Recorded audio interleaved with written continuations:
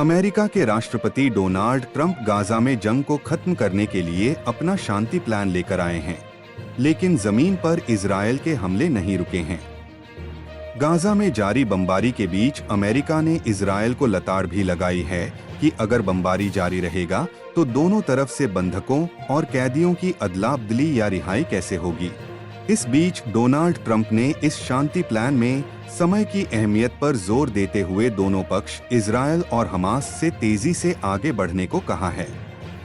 साथ ही उन्होंने रविवार 5 अगस्त को उम्मीद जताई है कि इस हफ्ते शांति प्लान का पहला फेज पूरा हो जाएगा।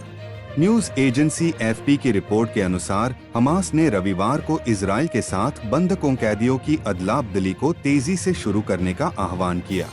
ट्रंप के शांति प्लान के सामने आने के बाद दोनों पक्षों के वार्ताकार गाजा में लगभग 2 साल के युद्ध को समाप्त करने के उद्देश्य से महत्वपूर्ण वार्ता के लिए मिस्र पहुंचे हैं। यह कूटनीतिक तेजी उस समय आई है जब इजरायली जेलों में बंद फिलिस्तीनियों के बदले गाजा में बंदी बनाए गए इजरायलियों की रिहाई और लड़ाई को समाप्त करने के डोनाल्ड ट्रंप के रोडमैप पर हमास ने सकारात्मक प्रतिक्रिया दी है। इस बीच ट्रंप ने रविवार को अपने ट्रुथ सोशल प्लेटफॉर्म पर पोस्ट किया, इस सप्ताह के अंत में हमास और दुनिया भर के देशों, अरब, मुस्लिम और बाकी सभी के साथ बंधकों को रिहा करने, गाजा में युद्ध को समाप्त करने के लिए बहुत सकारात्मक चर्चा हुई है। लेकिन इससे भी महत्वपूर्ण बात यह है कि आखिरकार लंबे समय से मध्य पूर्व में शांति की मांग की गई है। मुझे बताया गया है कि पहला चरण इस सप्ताह पूरा हो जाना चाहिए और मैं सभी से तेजी से आगे बढ़ने के लिए कह रहा हूं।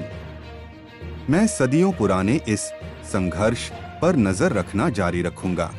समय बहुत अहम है, नहीं तो बड़े पैमाने पर रक्तपात होगा।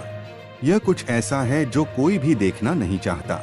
मिस्र सहित कई देशों के विदेश मंत्रियों ने कहा कि मिस्र के एक रिसोर्ट में हुई वार्ता स्थायी युद्ध विराम हासिल करने का एक वास्तविक अवसर थी, जबकि इजरायल के प्रधानमंत्री बेंजामिन नेतन्याहू ने उम्मीद जताई है कि बंधकों को कुछ दिनों के भीतर रिहा किया जा सकता है।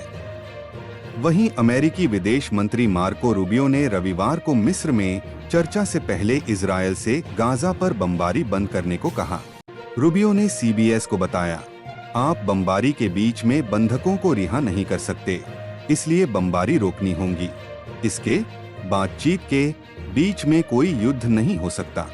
अगर आपको ये वीडियो पसंद आया हो तो इसे लाइक और शेयर करें, चैनल को सब्सक्राइब जरूर करें और बेल आइकन दबाएं ताकि हर नई खबर की सूचना सबसे पहले आपको मिले। धन्यवाद।